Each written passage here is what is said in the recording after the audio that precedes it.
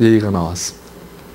자, 그럼 회식을 가는데 그 집이 꽉 차서 앉을 자리가 없어서 다른 데로 그 집을 못 들어가도록 이제 기도를 막 하고 가는데 가니까 아무도 없어요. 자리가 텅텅 비었어. 하나님한테 분명히 내가 들어오기 전에 여기 만석이라서 앉을 자리가 없어서 술을 피할 수 있도록 해주십시오 했는데 안 됩니다. 자, 그러면 앉아서 술을 먹는데 오늘 이 집에 술이 준비를 못 해가지고 다른 사이다나 다른 거밖에 없습니다. 이런 얘기를 듣게 기도를 막 했는데 뭐 10년, 20년 된 너무나 오래된 술을 이 회사를 위해서 준비해놨다고 들고 나옵니다. 하나님 딱 한 잔만 먹고 취하지 않고 빨리 집에 가도록 도와주시옵소서. 근데 눈 떠보니까 길바닥이에요. 자, 하나님, 저는 제 아내부터 전화 와서 술을 피해달라고 얘기를 했는데 이게 뭡니까? 여러분, 이런 경우 없으세요? 기도할 마음이 생깁니까? 하나님이 내 기도를 안 듣고 있다고 자신이 생각하게 되는 것이 우리들의 마음입니다. 하나님이 안 듣고 계실까요? 하나님은 다 듣고 계십니다. 하나님이 들으셨어요. 성전 건축. 그래서 나단 선지자를 통해서 왜 다윗에게 직접 말씀을 안 해주셨을까요?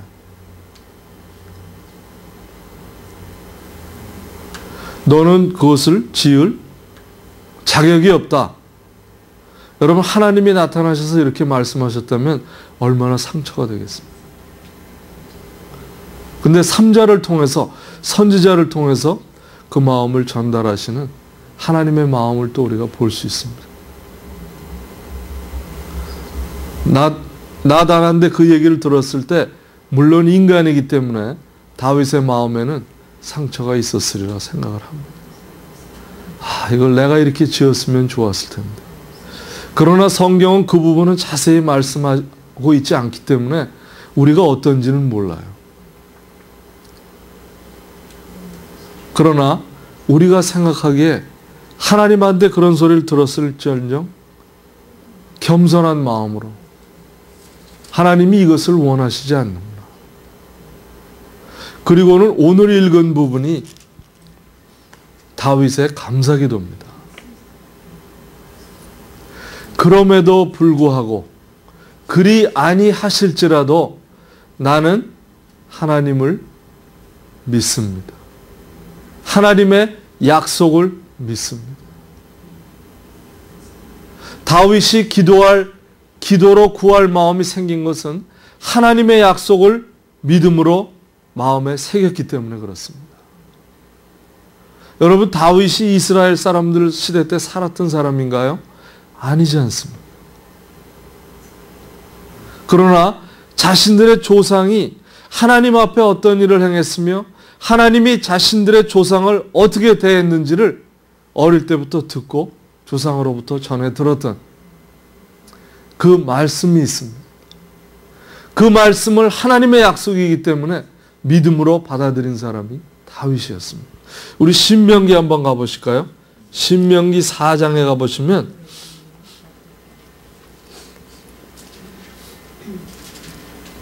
32절부터입니다. 네가 있기 전 하나님이 사람을 세상에 창조하신 날부터 지금까지 지나간 날을 상고하여 보라. 하늘이 끝에서 저 끝까지 이런 큰일이 있었느냐? 이런 일을 들은 적이 있었느냐? 또 어떤 국민이 불 가운데서 말씀하시는 하나님의 음성을 너처럼 듣고 생전하였느냐? 그리고 34절 보세요. 한 민족을 다른 민족에게서 인도하여 낸 일이 있느냐? 그 다음에 35절을 보면 이것을 내게 나타내시면 여호와는 하나님이시요 그 외에는 다른 신이 없음을 내게 알게 하려 함이니라. 신명기에는 많은 하나님을 나타내시는 구절이 많이 나옵니다. 이스라엘 백성을 택해서 내가 너의 하나님이요 너는 나의 백성이라는 것을 알린 것이 이스라엘을 택한 이유 중에 하나입니다. 그리고 광야에 40년을 행하면서 모세를 통해서 내가 발이 부르텄느냐, 신발이 닳기를 했느냐, 옷이 헐기를 했느냐, 한 끼라도 굶은 적이 있느냐. 이것을 다 누가 해주셨다고 얘기를 합니다. 하나님입니다. 막연한 하나님이 아니라는 거죠. 우리가 다른 종교처럼 우상을 놓고 절하고 대화도 없고 듣지도 못하고 보지도 못하는 그런 신들에게 절하지 말라고 한 하나님의 말씀이 우리에게 인간과 인간의 인격적으로 대하시는 하나님이라는 겁니다. 이스라엘 백성을 그렇게 인도해내시고 내가 너의 하나님이여 너는 나의 백성이라는 것을 알리신 그 얘기를 조상으로부터 누누이 들어왔을 것입니다. 우리가 우리 2대, 3대 전의 조상들의 얘기를 어떻게 알 수 있습니까? 우리 할머니로부터, 어머니로부터, 부모님으로부터 전해 들은 그것을 우리가 기억하고 살고 있습니다. 자, 인간이 해주신 거하고 하나님이 우리에게 해주신 역사, 이것을 받아들이는 차이점이 믿음입니다.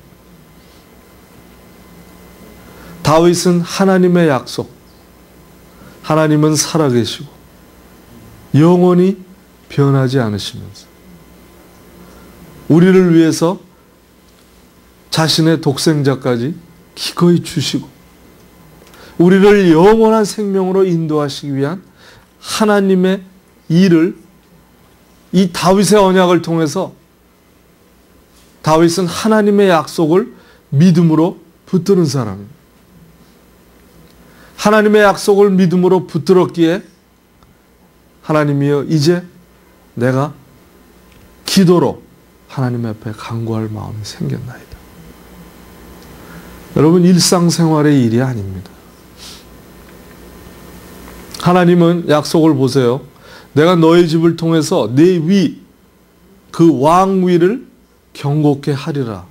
사실 우리가 보면 몇 대까지 갔습니까? 왕위가. 다음 때 솔로몬 가고 그 다음엔 별로 없었습니다. 솔로몬 이후에 이스라엘이 분단 국가가 돼서 갈라지기 시작했는데 우리가 보면 1세로 끝났습니다. 2세대에서. 그러나 하나님이 약속은 약속이에요. 그 다음 세대에 왕위를 물려준 보시면서 하나님이 원하신 것은 다윗을 통해서 누구를 보내시겠다는 약속입니까? 예수님.